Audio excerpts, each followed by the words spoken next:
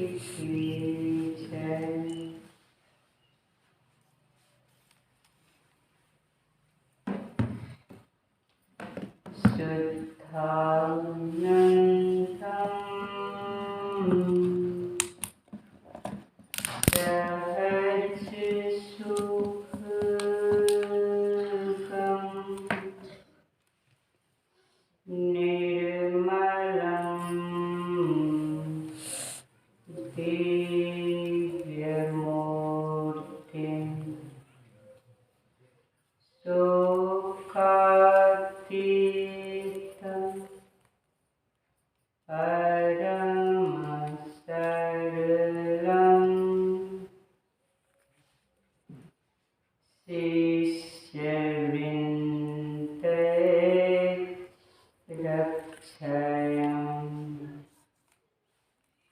नित्यं सत्यं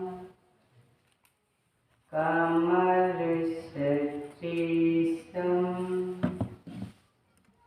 रघुनाथातीतं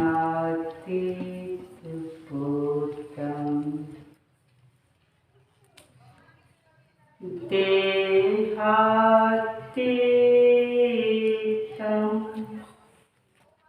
अभयानुपं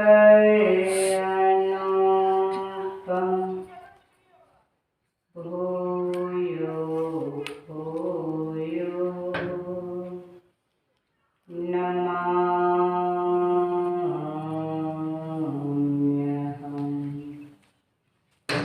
भूयो भूयो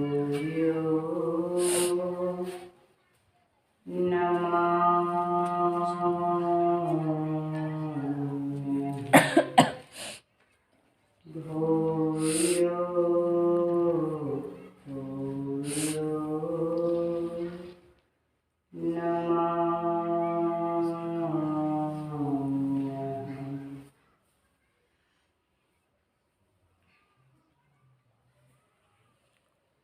सम्माननीय साधु समाज, सत्संग प्रेमी सज्जन वृंद, धर्मशिला माताओं तथा भक्तिमती बहनों, प्यारे बच्चों,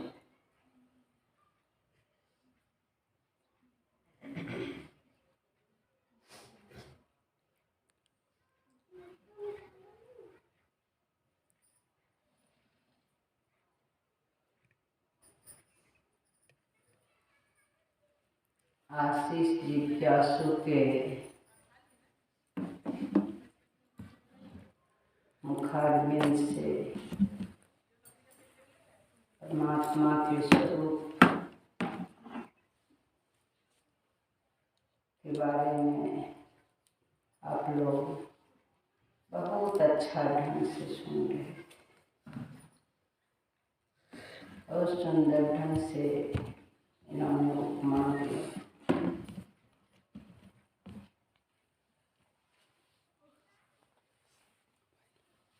जो परंपार शक्ति युक्त देश कालातीत शब्दातीत नाम रूपातीत अद्वितीय मन बुद्धि इंद्रियों से परे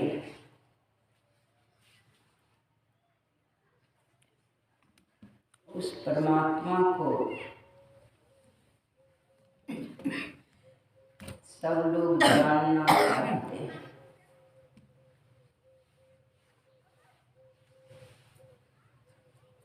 उनको कैसे जान पाएंगे?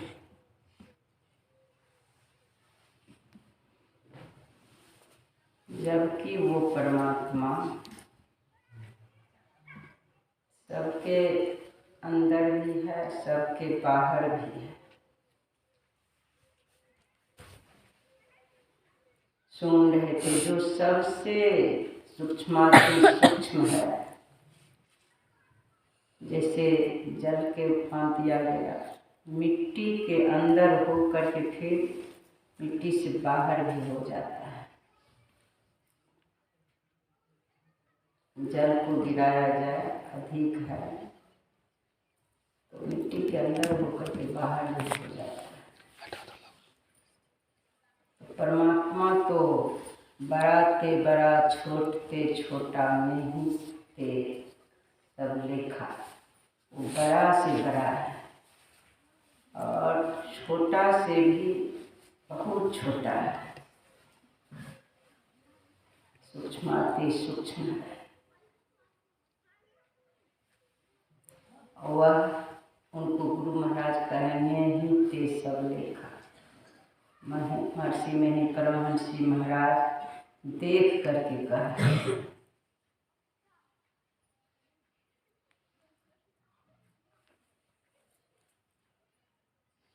उस परमात्मा को हम लोग जानना चाहते हैं।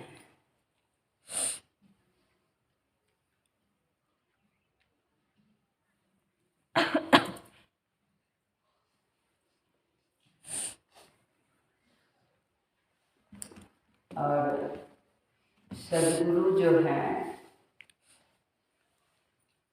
परमात्मा को कैसे जान पाएंगे? परमात्मा को जानने के लिए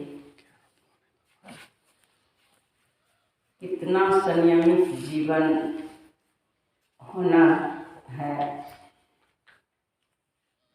हम संयमित अपने आप को कैसे बनाएंगे, वो सब बताते हैं।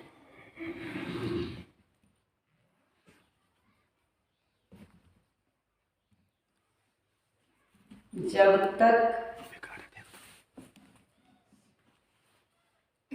अपने आप को संयम में नहीं रखेंगे तब तक मुश्किल है उस प्रभु को जान पाना।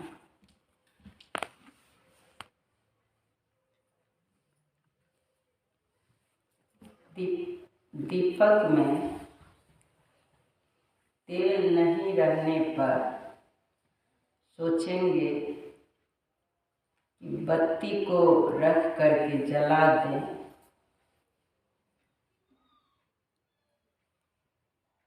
तो वो बत्ती जो है अग्नि के सामने देंगे, जला हुआ दीपक के सामने देंगे तो धुआं होकर के जल जाएगा, प्रकाश नहीं होगा।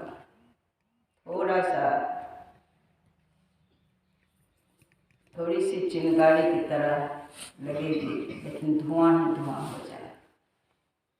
वही दीपक उसमें तेल रहे, वो रुई तेल से भिंगा हुआ है, घी से भिंगा हुआ है, रुई सूखा हुआ है तो तुरंत जल जाएगा।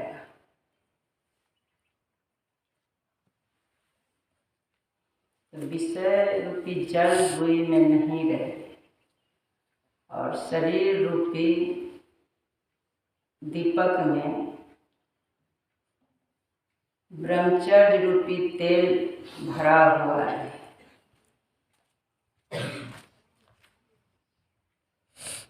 ब्रह्मचर्य रूपी तेल से यह दीपक लबालब भरा रहे और मन रूपी रुई सुखा रहे, फिर तो यह तुरंत जल जाएगा। जो प्रकाशवान दिया है उसका संपर्क करते ही, उनका संग होते ही मन रूपी बत्ती जो है यह जल उठेगा।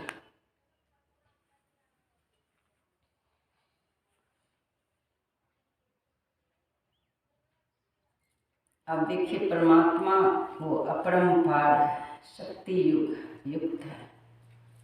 उनकी शक्ति, वह शक्ति जो है ज्ञान स्वरूप है और प्रकाश स्वरूप है। प्रकाश ही ज्ञान है, ज्ञान ही प्रकाश है।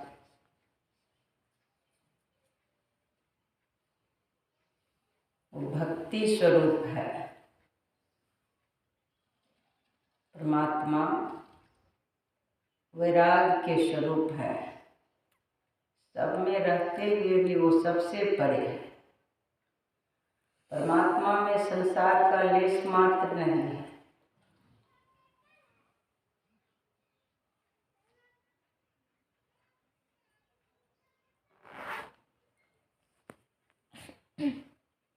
परमात्मा संसार में समाये हुए हैं, लेकिन परमात्मा में संसार का लेश मात्र नहीं है। बताइए वो कितना वैराग्यवान है, कितने रहस्यमयी है, कौन उनको समझ पाएंगे। सबके अंदर और बाहर समान रूप से है, लेकिन उस परमात्मा में तिल भर भी संसार नहीं है। ऐसे है परमात्मा। वो वैराग्य के भी स्वरूप है, ज्ञान के भी स्वरूप है, भक्ति के स्वरूप है। वो परमात्मा करते कुछ नहीं, एकदम बिल्कुल स्थिर है, अचल है, अडोल है, अकंप है, निरालंब है।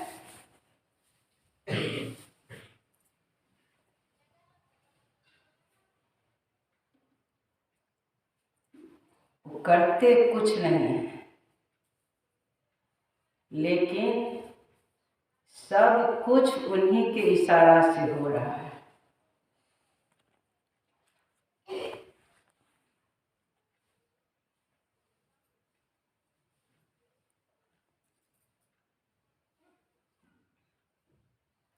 उन्हीं की शक्ति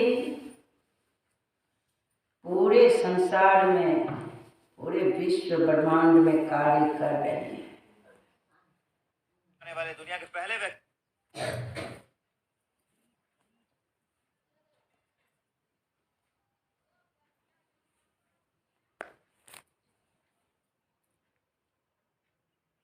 परमात्मा में अज्ञानता का लेश मात्र नहीं है।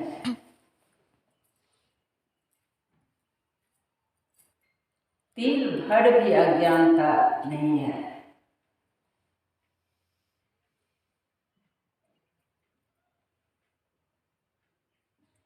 वो अज्ञानता से परे है।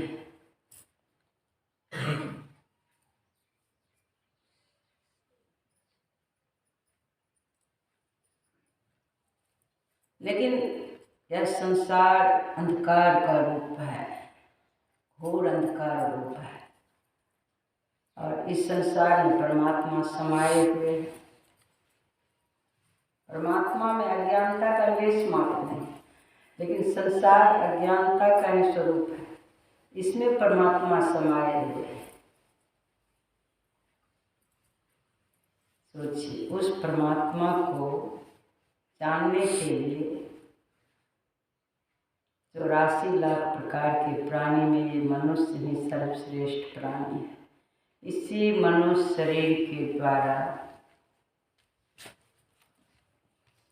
पिंड ब्रह्मांड के मध्य होते हुए उस परमात्मा तक जा सकते हैं। यह मनुष्य शरीर भाग्य से मिला है, यह बहुत कीमती शरीर है।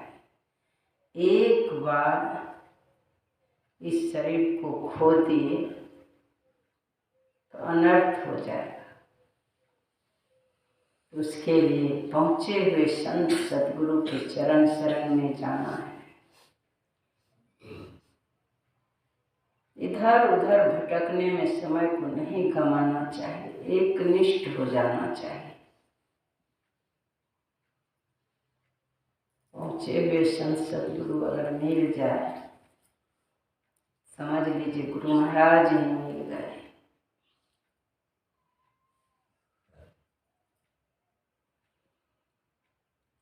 और उनके इशारा में चलना है। वो जो कह रहे हैं उनके इशारा में चलना है। हर तरह से अपने आप को समेट लेना है। मुख से जो बोलते हैं, इस चीज का अनुभव मैं की हूँ।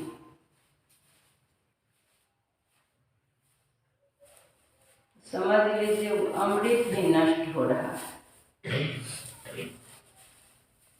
परमात्मा की ही शक्ति है। देखिए उनकी शक्ति से सब कार्य हो रहा है, तो परमात्मा की ही शक्ति से इस आँख में है, आँख से इस संसार को देख रहे हैं, उन्हीं की शक्ति है। वह शक्ति दिया गया है आपको, जितना जरूरी है देखने के लिए बस उतना देखना है। गुरु के ज्ञान में, गुरु के सानिध्य में आ गए हैं, इस आँख से उनकी शक्ति का दुरुपयोग नहीं करें। देखते देखते जैसे पतंगा फंस जाता है, संसार के दीपक की तरफ जब पतंगा जाता है तो उसकी क्या दुर्गति होती है, वह हम लोगों को शिक्षा लेनी चाहिए। दीपावली में देखते हैं, करने के महीना अधिक से अधिक दीपावली में देखा जाता है कि बल्ब के तरफ, दीपक सबके तरफ किस तरह से, कहाँ से पतंगा उमड़ उमड़ करके उस तरफ जाता है, और दीपक के लौ से लिपट लिपट करके पंख को जला देता है। उसमें लिपट लिपट करके सबसे पहले उसका पंख जलता है। उसी तरह रूप विषय के तरफ जब यह मानव जाता है तो वैराग रूपी पंख सबसे पहले जल जाता है।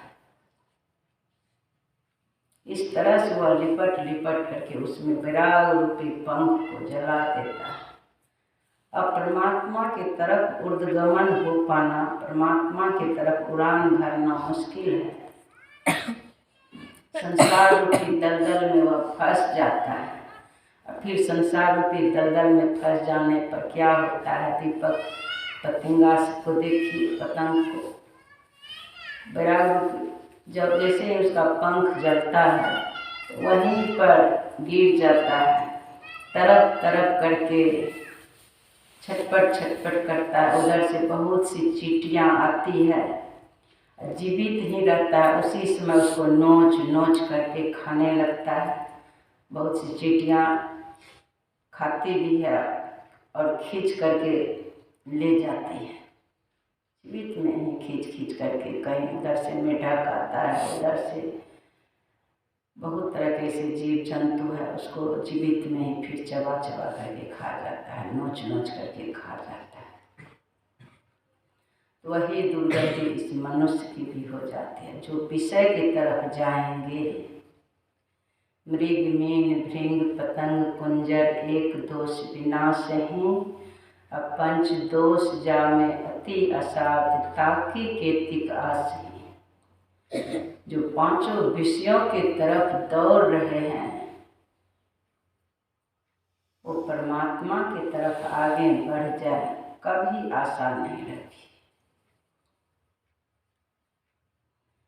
प्रेम पंथ में यही लाइन लिखा गया है, मृग मीन भृंग पतंग कुंजर एक दोष विनाश है। एक विषय के कारण वह विनाश होता है, एक एक विषय के कारण विनाश की तरफ चला जाता है। पंच विषयों में जाकी अति प्रीति, प्रभु प्रीति की तज आस है। प्रभु के प्रेम को प्राप्त करना चाहते, उस परम प्रियतम परमात्मा के प्रेम को पाना चाहते हैं, जिस प्रेम को पा करके वो अमर हो जाते हैं। उस आनंद में परमात्मा प्रेम के ही स्वरूप है, आनंद के स्वरूप है, ज्ञान के स्वरूप है, वैराग के स्वरूप है, भक्ति के स्वरूप है। जिस भक्ति के बल से पूरे सृष्टि में चींटी से लेकर के हाथी तक की संभाल कर, इसका क्या भोजन है। माँ के गर्भ से जन्म लेने पर भी, अंडा से निकलने पर भी उसको पता चल जाता है, उनकी शक्ति सब तरह से संभाल रहे हैं। बताइए, ऐसे भक्ति के स्वरूप है। प्रेम से लबालब है। उस प्रेम में एक बार डूब करके देखिए, वो प्रेम के समुद्र है। प्रभु प्रीति की तज है। उस परम प्रियतम परमात्मा के प्रेम को प्राप्त करने के लिए पंच विषयों का त्याग करना पड़ेगा। पंच विषयों से अपने आप को समेटना पड़ेगा जोर जबरदस्ती, अगर उनका प्रेम पाना चाहते हैं। जीवन काल में इनसे प्रेम कर लिए, वह प्रेम आपके साथ रहेगा। संसार से प्रेम करने पर तो यह प्रेम विनश जाने वाला है, संसार रूपी दलदल में फंसा देने वाला है। वह प्रेम जड़ बना देने वाला है। ऊर्ध्वगमन कर भी रहे हैं, चिंता की तरफ जा रहे हैं, तो वो इस तरह से पैर पकड़ के खींचेंगे, गिरा करके ही छोड़ेंगे। कांटे की झाड़ी में जिस तरह से कोई गिर जाए तो किस तरह से तड़पना पड़ता है, वही दुर्गति उसकी हो जाती है। और जन्म जन्म तक भोग भोगना पड़ता है। धृतराष्ट्र के बारे में सुने होंगे, किसी जन्म में बहुत पूर्व 100 जन्म से भी पहले वो राजा थे, रथ से जा रहे थे, रास्ते में सर्प आ गया,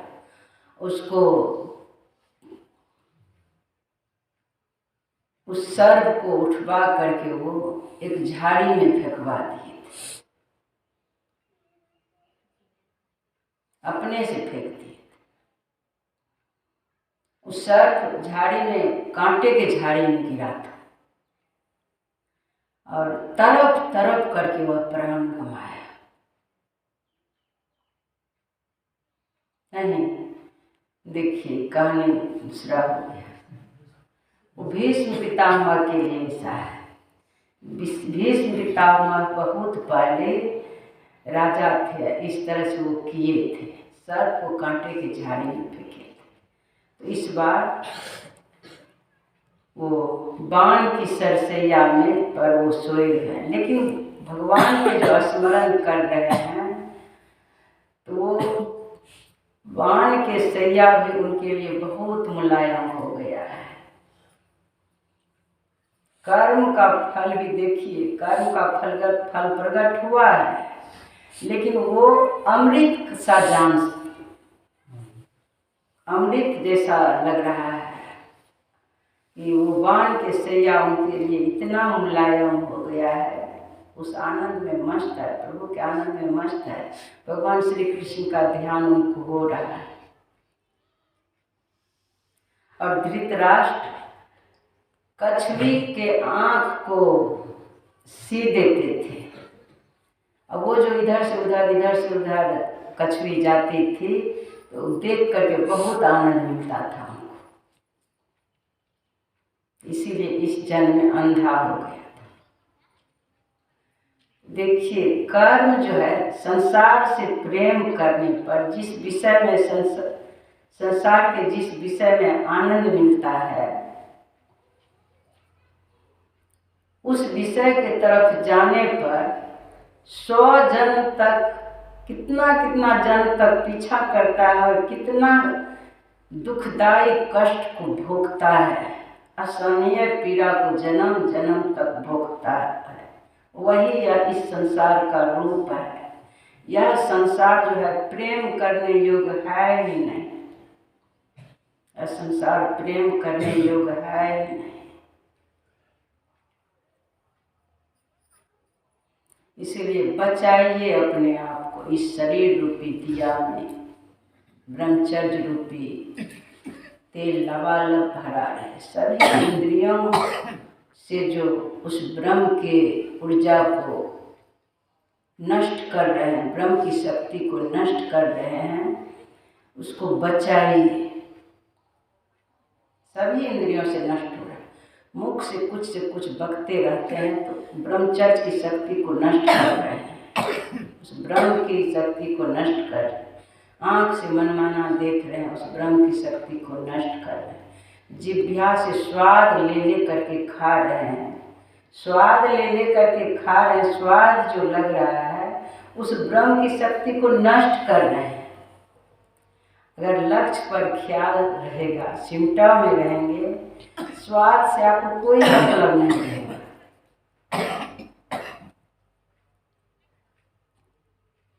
कान से सुन रहे हैं, जो मन सो सुनते रहते हैं, तो वो ब्रह्म की शक्ति को नष्ट कर रहे हैं। कान से श्रवण के द्वारा उस शक्ति को नष्ट कर रहे हैं। जो सिम्टम में आ जाते हैं उनको पता चलता है। बहुत कुछ बोलते रहेंगे लोग, कोई फर्क नहीं पड़ता है। बेसी अब सुनाने आए तो हूँ कह देता है, लेकिन वो फालतू बात सुनते नहीं, क्योंकि वो सिम्टम में है, लक्ष्य पर है, वो सावधान है। अगर उसके वचन को सुन लेंगे तो फिर हम बह जाएंगे। और देखिए इतना सावधान है, उस शक्ति परमात्मा से जुड़े हुए हैं। गुरु ज्ञान, उनकी शक्ति गुरु ज्ञान है। गुरु के ज्ञान, गुरु के मुखारबिंद से जो वचन निकलती है, तो उस ज्ञान से वो जुड़े हैं। तो इसका फल ये होता है, बहुत कुछ वो सुनाते हैं, लेकिन उनका जरूरी बात जो है वो सुन लेता है, ज्ञान में भी रहते हैं। फालतू बात को नहीं सुनते हैं, जितना जरूरी है वो सुनाई पड़ जाता है।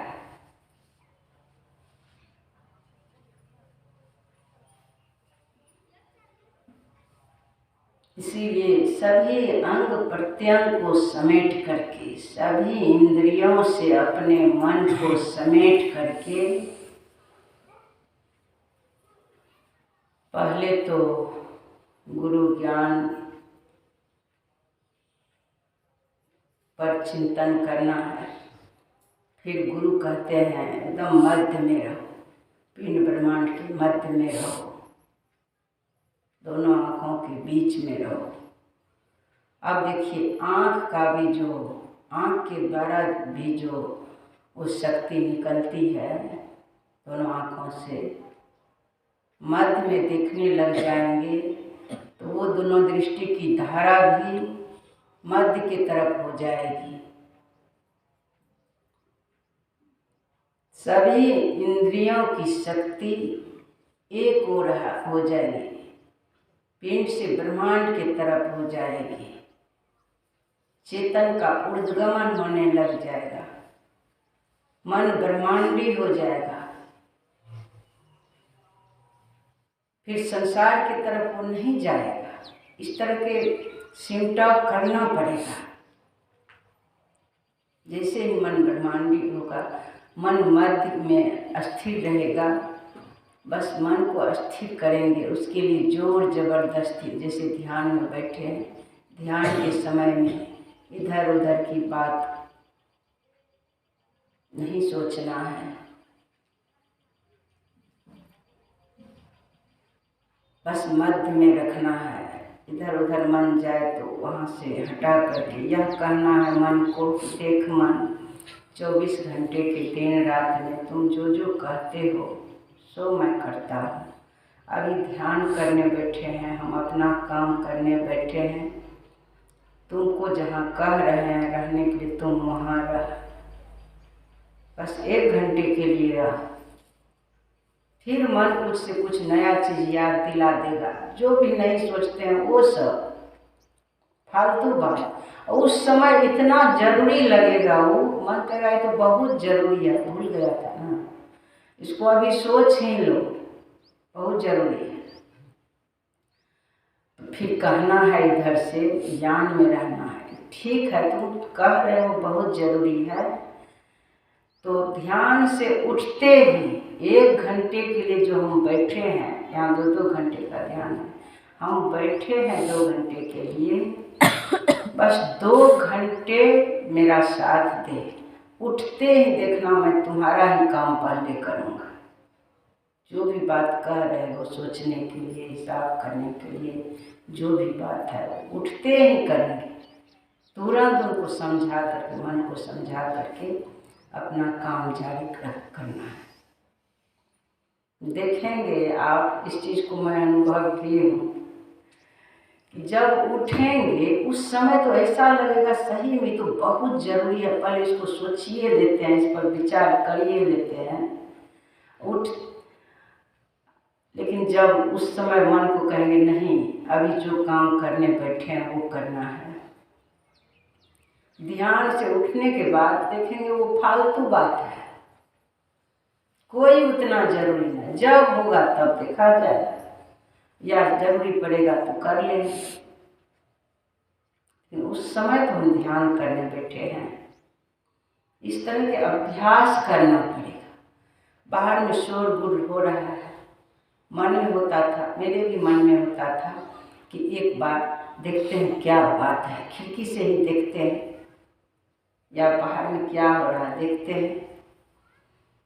तो जैसे चलते थे, जो सिम्टम में आते हैं तो उसको ज्ञान होने लग जाता है, तो तुरंत सोचते थे अरे पैर उठ करके चला जाएगा, क्या जरूरी है उधर जाना, सब दिन तो उधरे दौड़े हैं, कोई जरूरी नहीं है। हमें है काम ईश्वर से, जगत रूठे तो रूठन दे। संसार रूठ जाएगा, रूठ जाए, अगर अभी मर जाएंगे तब क्या होगा, उस समय समझ लें मर गए। हाँ, अगर किसी तरह की जरूरी है तो ईश्वर से प्रार्थना कीजिए। संसार जान भी नहीं पाएगा कि मेरे लिए कुछ किया है। ईश्वर से प्रार्थना कर दीजिए कि वो काम उसका बन जाए। आपकी प्रार्थना जो है वो बहुत काम करेगा। आपका किया हुआ प्रार्थना उसके लिए शुभ सोच और बहुत बड़ा कार्य करेगा। दुश्मनी भी नहीं होगा, क्योंकि ईश्वर से आप प्रार्थना किए वो तो सब जानते हैं। तत्काल दुश्मनी भी होगा तो पूर्व का कर्म फल है, कट जाए। इसलिए अपने आप को समेटिए, बैठिए, तो शरीर को भी स्थिर करने की जरूरत है, मन को भी स्थिर करने की जरूरत है। हर तरह से अंग प्रत्यंग को स्थिर कर लेना है। उसके लिए मैं सबसे कहती हूँ, यहाँ पर सबको बताती हूँ कि देखो बहुत जगह ध्यान से खूब बढ़िया बढ़िया खिला रहे हैं, यहाँ भी चाह लेंगे तो गुरु महाराज वो व्यवस्था कर देंगे, बहुत व्यवस्था कर देंगे। लेकिन यहाँ गुरु महाराज की ही इच्छा है कि यहाँ सात्विक भोजन हो, कम तेल मसाला, राजसी भोजन उतना नहीं हो, ताकि कुछ ले करके जाए यहाँ से कुछ ले करके जाए। हमारे सत्संग में कुछ ले करके जाए। सात्विक भोजन, एकदम हल्का भोजन। 4 रोटी खाते हैं 3 खाइए, 3 खाते हैं तो 2 ही खाइए, 2.5 रोटी खाइए। हल्का भोजन करना है और ध्यान में भी समय से बैठना है, समय से सत्संग में बैठना है। जो जरूरी सेवा है उस समय मंत्र जाप करते हुए, वो भी गुरु महाराज के दरबार की सफाई कर रहे हैं या व्यवस्थित ढंग से रख रहे हैं। जो गुरु महाराज की व्यवस्था को व्यवस्थित करने में लग जाएंगे तो गुरु महाराज उनकी सारी व्यवस्था को व्यवस्थित कर देते हैं। श्री सद्गुरु महाराज की जय। इसीलिए इनकी व्यवस्था में भी लगे हुए हैं, तो समझ लीजिए गुरु महाराज देख रहे हैं, हर तरह से ये संभाल लेते हैं, हर तरह से कृपा की धारा बरसेगी। इस चीज़ को मैं थोड़ा की हूँ, उसका फल उसी का फल है जो मेरे जैसे गंवार है। हर तरह से घर में भी सबसे अधिक कुरूप, सब तरह से खत्म थे, पढ़े लिखे भी। बताइए, उसी का फल है जो मैं गुरु महाराज आप आप लोग के सामने यहाँ पर ले आए और हर तरह से हम लोगों को उधर जाने पर भी हर तरह से समेट करके चलना है। समय हो गया है, यहाँ उतना प्रवचन की जरूरत नहीं है। मैं सोचती हूँ ध्यान के समय ही थोड़ा सा डायरेक्शन दूँ और थोड़ा ही प्रवचन करूँ ताकि सबको वो दिमाग में अटे। और आशीष जिज्ञासु जो बोल रहे हैं बहुत अच्छा से बोलते हैं, बहुत बढ़िया बोलते हैं, अनुभव की बात बोलते हैं और सब सुनेंगे आगे। यहीं पर वाणी को विराम देती हूँ। श्री सद्गुरु महाराज की जय।